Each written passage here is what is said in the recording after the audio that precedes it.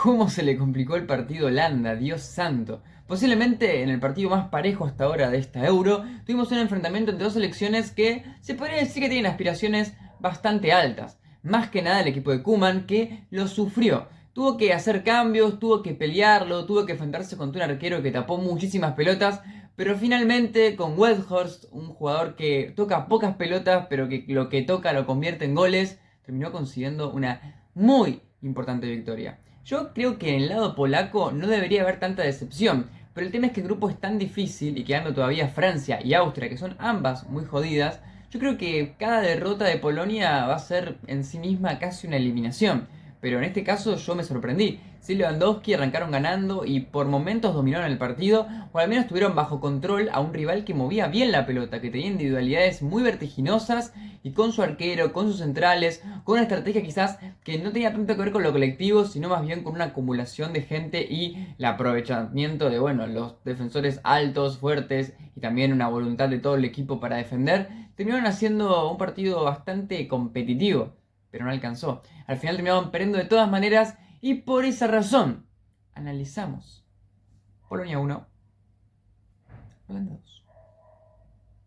Ya me parece bastante llamativo cómo cada partido de esta Eurocopa tiene esa característica tan polarizada de un equipo que evidentemente tiene más la pelota, tiene un juego más relacionado con la posesión y el ataque, y otro juega de contra y pone tres centrales y todos los centrales son potentes físicamente y se dedica a jugar de manera vertical. Es como muy marcado cada encuentro quién domina y quién no. En este caso volvió a suceder. Países Bajos mostró ser un equipo bastante dinámico y yo creo que no hay tanta distancia de este equipo con otros que han ganado, pero la diferencia es que tuvo increíbles deficiencias en la definición. No pudo aprovechar sus oportunidades y encima se encontró con una verdadera muralla que es Szczęsny, que, bueno, uno de los mejores arqueros del mundo seguramente, que tapó muchas pelotas, pero principalmente algunas puntuales que fueron muy difíciles.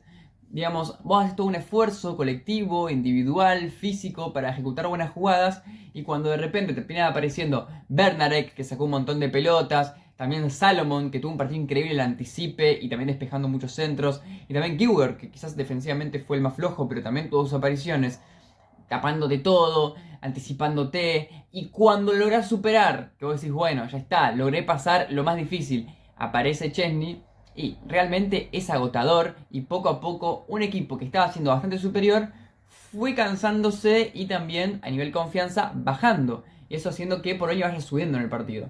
La realidad es que el equipo polaco no demostró muchas habilidades colectivas para atacar, pero sí demostró ser un equipo muy práctico y que hace lo que la mayoría de equipos del mundo hacen, pero en los momentos indicados y con una cierta ventaja relacionada con las transiciones.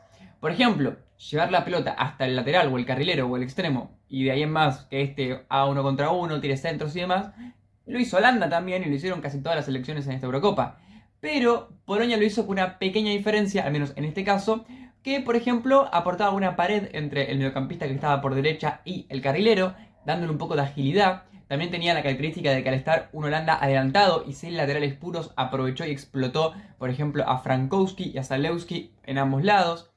Y esos pequeños detalles hicieron que una estrategia que es completamente básica y que no requiere mucho planeamiento o mucho entrenamiento previo, es una estrategia con coherencia con respecto a lo que estaba pasando. Así todo, no enlazaba muchos pases, intentaba verticalizar rápidamente y ese es el problema que tuvo en muchas ocasiones, fue que sus jugadores de arriba, Ursbansky, además de Bukska, además de quizás Swiderski, no tenían mucho talento para ellos mismos, en uno, contra Van Dijk, contra De Vrij o contra qué ganar. Por tanto, no les convenía ni siquiera tanto hacer ese juego, al menos cuando ese juego dependía de que el jugador delantero del equipo defina por sí mismo. De hecho, cuando pasaba eso, ganaban los centrales holandeses, que creo que es el lugar donde más nivel tiene justamente el equipo naranja.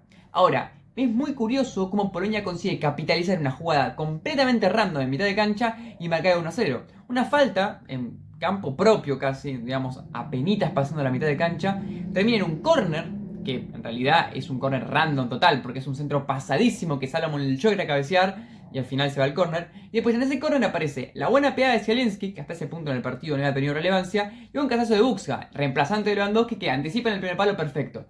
Punto importante. Polonia es fuerte en la pelota parada y es difícil el hecho de tener a Bernarek, a Salomon, a Kiwer, al otro centrodelantero y a otro centrodelantero más para defender. Así todo, el hecho de marcar en zona quizás fue un, no error, pero un desaprovechamiento de poder justamente cada jugador fuerte tuyo elegir cuál es el jugador que va a terminar siendo el más peligroso y marcarlo bien. Entonces, al estar más estático, el momento en el que se mueve Buxa para adelantarse, si no me equivoco, a Dumfries, termina siendo muy favorecedor para que este ponga la cabeza de manera ideal y marque el 1-0. En ese punto no era merecido, pero como habían pocos minutos, tampoco podemos decir que era descabellado. Es el típico partido que se está armando, que hay un equipo que está mejor, pero que todavía no hay un merecimiento como tal. Porque en 10 minutos, en 15 minutos, ¿quién te va a decir que está mereciendo ganar por goleada o algo así? Holanda aprovechaba mucho a Gakpo, que por izquierda demostraba ser muy, pero muy rápido.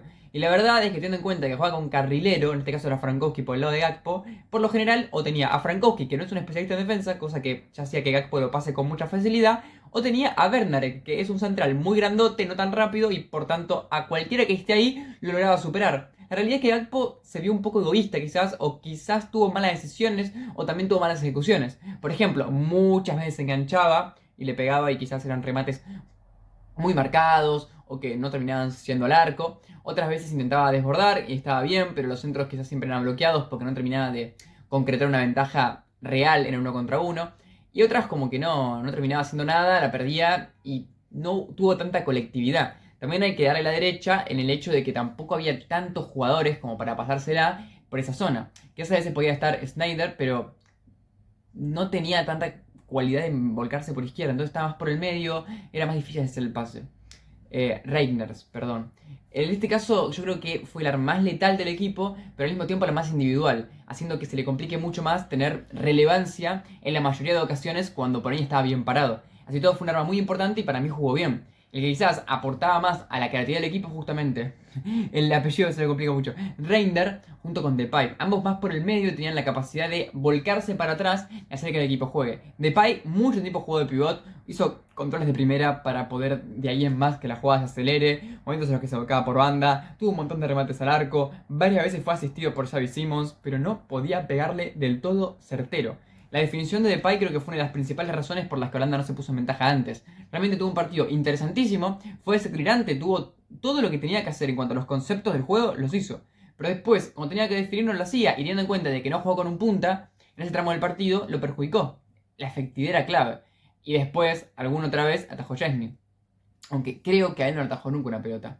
Dumfries por derecha como un lateral bastante excesivo aparecía en cambio de, por ejemplo, Xavi Simons, que estaba más volcado hacia el medio y que creo que tuvo un partido con una irrelevancia que al menos yo no me esperaba. Pero así todo sí tuvo intervenciones, pero quizás al tener a un Dumfries tan potente por ese lado, sí un poco opacado y el que más subió como un extremo fue él y no tanto el extremo puro o el jugador más adelantado o más talentoso en cuanto a lo que puede hacer con los pies como es Xavi. La dupla de los mediocampistas me gustó, pero creo que tanto Schouten como, Berman no tuvieron tan buen partido, al menos en un partido que no lo estabas ganando, quizás hubiesen necesitado un poco más de agresividad, de más, digamos, creatividad o de jugadores que corran más riesgos. Pero ambos fueron inteligentes, fueron sensatos, tuvieron sus pases en profundidad, tuvieron sus momentos en los que penetraron un poco más. Creo que el equipo se notaba que quizás estaba en un momento en el que tenía más paciencia, elaboraba las jugadas de una manera más lenta, no se apuraba, no terminaba tirando centros innecesarios o de manera muy predecibles y tenía un juego muy dinámico, pero a medida que pasaba el tiempo cada vez terminaba teniendo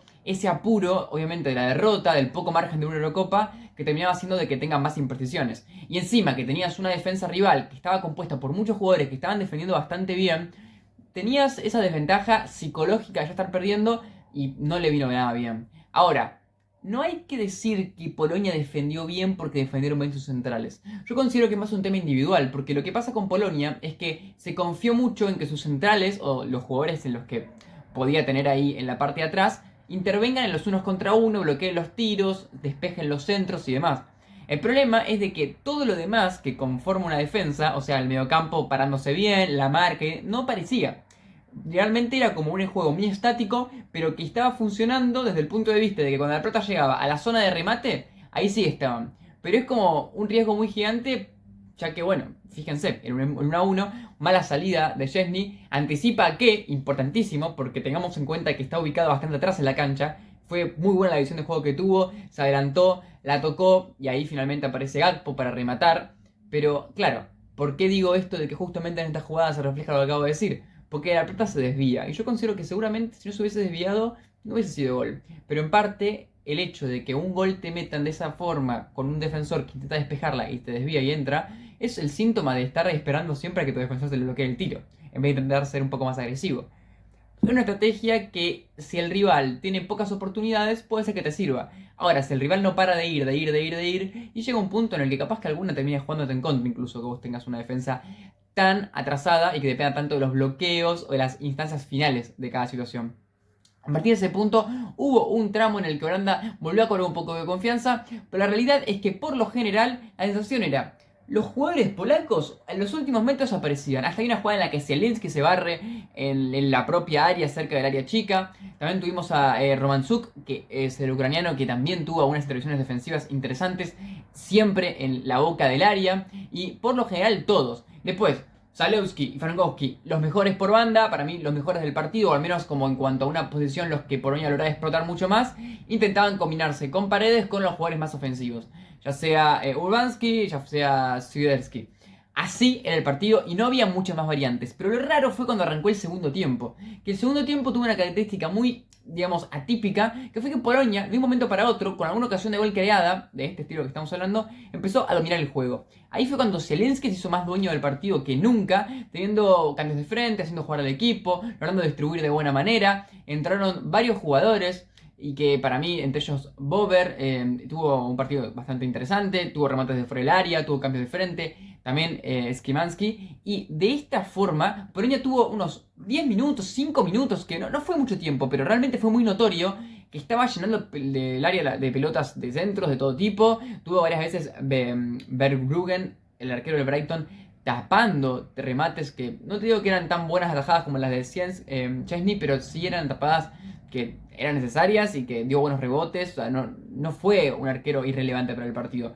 Polonia en ese punto estaba empatado, obviamente, y lo pudo haber ganado. La realidad es que yo considero que fue un factor muy psicológico. Encontró una jugada puntual en la de que por banda pudo atacar y terminar rematando, y a partir de ese tramo nunca pudo salir jugando de manera cómoda a Holanda. Polonia ejecutó una presión que no había ejecutado nunca en todo el partido, y cada despeje volvía a quedar a los polacos, que volvían a pasar por banda. Zalewski tuvo muy buenos centros vertiginosos, en el área tenía jugadores que se movían muy bien. La realidad es que pese a que en los centrales de Holanda se encuentran jugadores totalmente aptos para tirar centros en cuanto a despejarlos, en cuanto a la velocidad de los movimientos de los jugadores polacos, no se veían muy beneficiados. Porque no es que Van Dijk sea lento, pero comparado con un jugador que viene en toda velocidad tirando la diagonal, evidentemente quizás no llegue como otro tipo de centrales que quizás son más ágiles.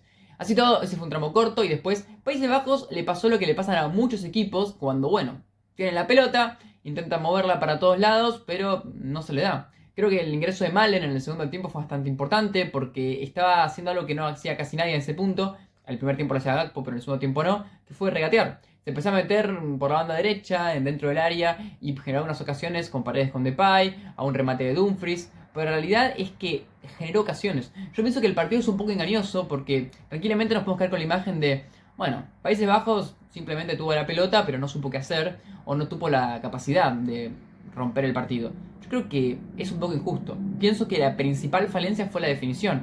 Lo que quizás puedo destacar es que las jugadas muchas veces terminaban siempre con remates demasiado desde costados de la cancha y nunca desde el medio. Cosa que tiene lógica porque en el medio tenías siempre algún mediocampista, todos los centrales, son remates que son más complicados de generar, pero el hecho de tener un remate de manera muy certera en el área chica o muy cerca del área chica, desde la banda derecha, aunque tengas poco ángulo, es algo que tiene mucho mérito a nivel creativo. ¿Pudieron haber terminado teniendo mejores oportunidades? Obvio, siempre se puede mejor.